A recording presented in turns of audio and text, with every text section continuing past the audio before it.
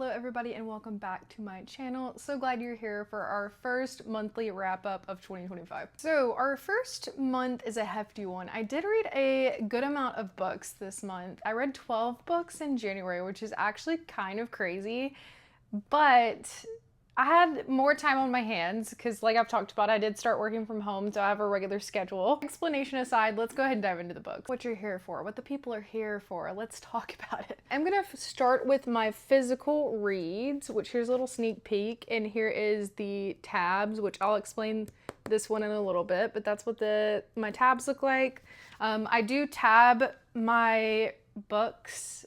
I do have a whole video on tabbing. I might make a new one because I have changed kind of the way that I do some aspects of it from when I filmed the video, which is on my channel. I'll try to like link it below in case you want to watch that. But I go and kind of explain like why I do it a little bit further, and I like to color code it kind of like to the books that I've read. If I can. So first we'll do just like a little stats overview. I'll try to put some graphs on the screen. But for January, the top genre definitely is fantasy with 5 books. We did have 2 sci-fi books. I had 1 thriller, 1 horror, 1 classic, 1 romance, and 1 memoir. And then just for fun, I'm gonna put some other stats on the screen for you to enjoy and just me to keep up with my books. The first book that I'm going to talk about is The Picture of Dorian Gray by Oscar Wilde. This is the one classic that I read this month, and it is on my list to get to more classics this year. This was actually in a set gifted to me by my mom, so thank you, Mom, if you're watching. This one was very interesting. I think like it may not have been exactly for me, just because like it is going to take me a little while to get used to the way that the older books are written. This one was written in 1890, so this book is old. So sometimes it's hard to like transition from reading like modern books to reading books of this nature. So I don't know if that was kind of like jarring for me, and that might have been part of it. But this book is about aging and about obsession, because essentially you're following Dorian Gray, who is acquaintances with this guy who paints a portrait of him. And essentially he wants to be immortal, and the picture, he wants to essentially kind of like embody the photo, and it also is like, or embody the painting, and it's a lot about like vanity too, this book. I would say there's a lot of purple prose and a lot of exploration of self. And he is ageless, but the painting starts to age. It's very interesting in that regard. And the person is like obsessed with him. It's kind of crazy. But I would say it's less plot forward and more like prose and eloquent. There's a lot of really good quotes that I tabbed, so I did like it for that aspect, and just like I want to kind of study literature more because it's something that I really think is fascinating. So it did definitely do what I wanted. I did end up rating it 3 stars just because that's what I felt. I think I would say like 3.5 if I wanted to get granular. Then we have The Ocean at the End of the Lane by Neil Gaiman. My husband Hunter gifted me this, so thank you, Hunter. I'm getting more into Neil Gaiman's books. I've read a couple of his already.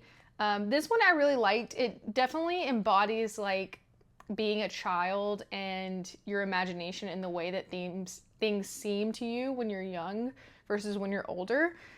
The story is visiting our main character, who is really just, when he was a kid, he was not very well liked. He didn't have a lot of friends, but he meets this girl named Letty, who lives down the street. And she is really kind of like larger than life. Her family is a little wacky, and he befriends her and starts to kind of get to know her world. And she says that there's this ocean in her yard. And it's not an ocean. It's really just a pond from the way our main character views it. But strange things start to happen, and he starts to kind of like broaden his mind. And when it flash forwards to when he's an adult and he comes back into the area for a funeral, and he's reflecting like on his childhood. And there's this like really, it's actually kind of creepy. I would say this is like borderline horror. It's like fantasy horror, and it is still like YA leaning. It also is pretty short, so I liked it. I think it had a lot of good messaging, and I really like Neil Gaiman's writing. I think I still rated this because it is shorter and not as like in depth as I would have preferred. I think I gave it a 3.5 as well.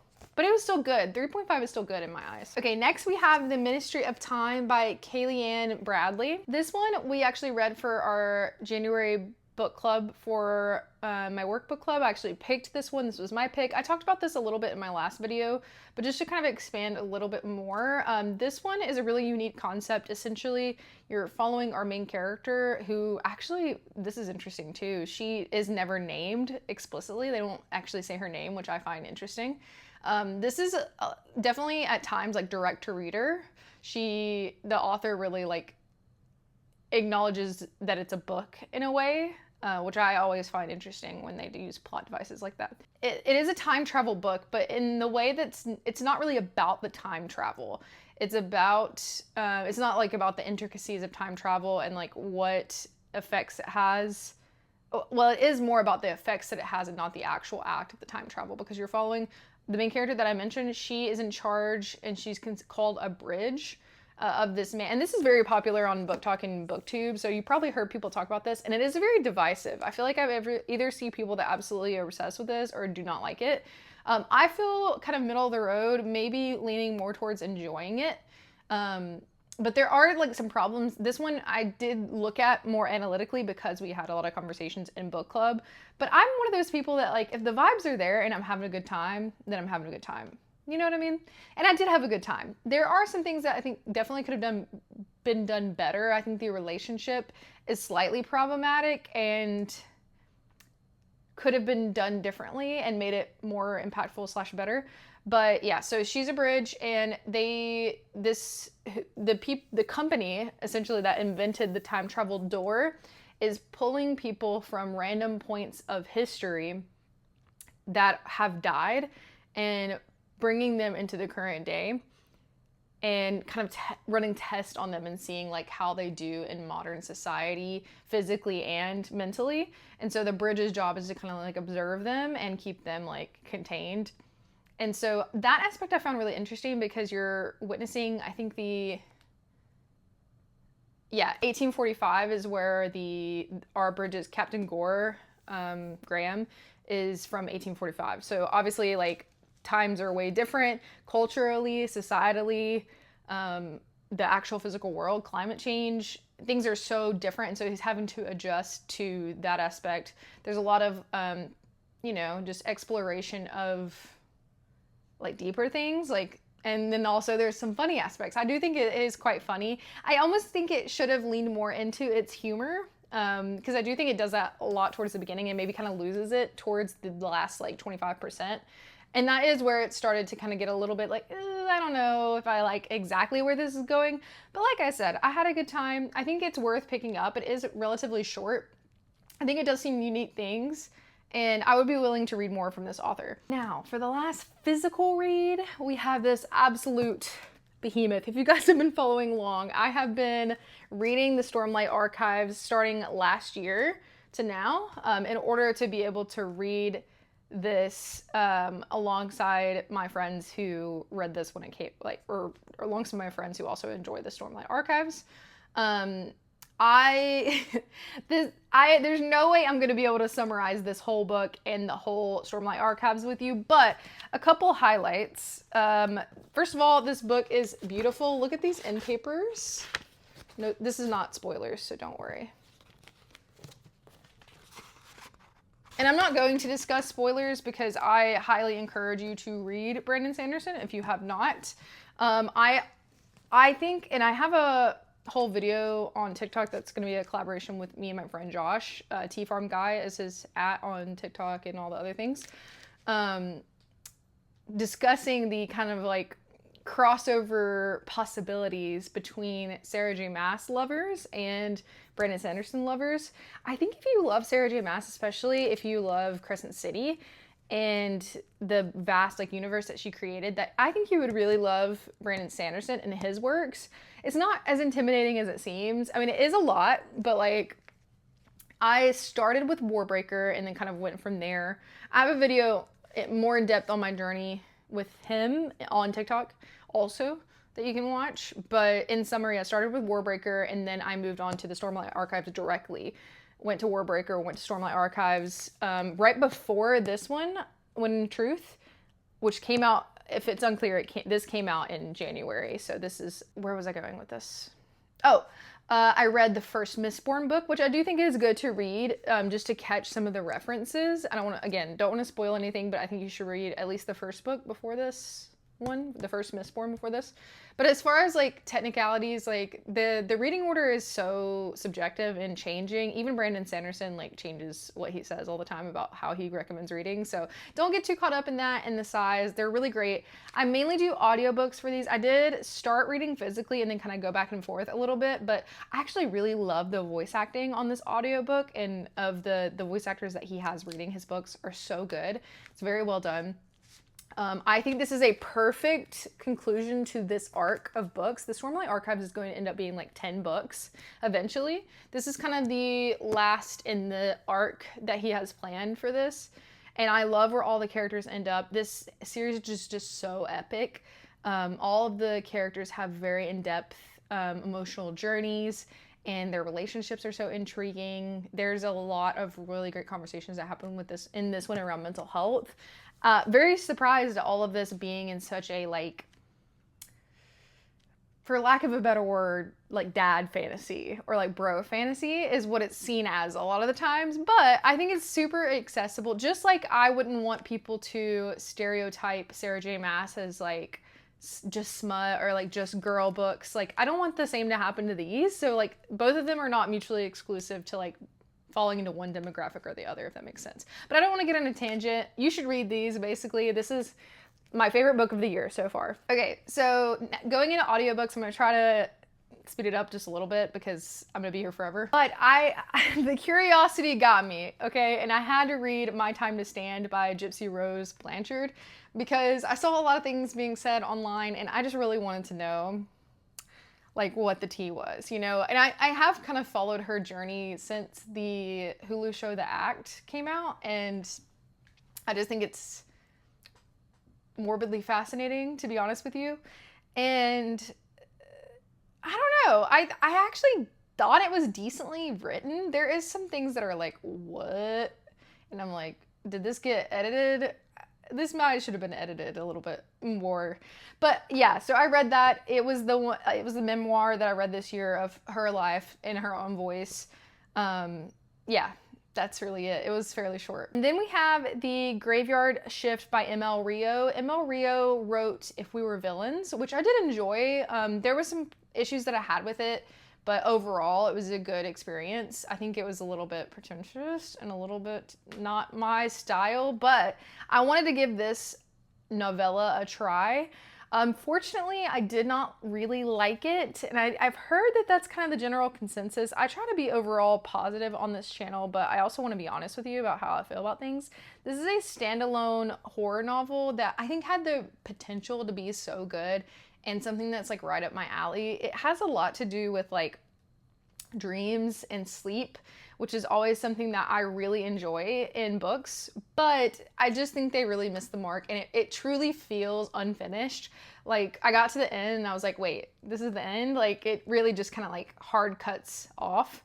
But I think if the author would have had some chance or time put into expanding on this, like if this was 200 pages longer, I feel like it could have been a really great story. Okay, and then we have Lost and Lassoed by Lila Sage. This is a continuation of the Rebel Blue Ranch series that I adore.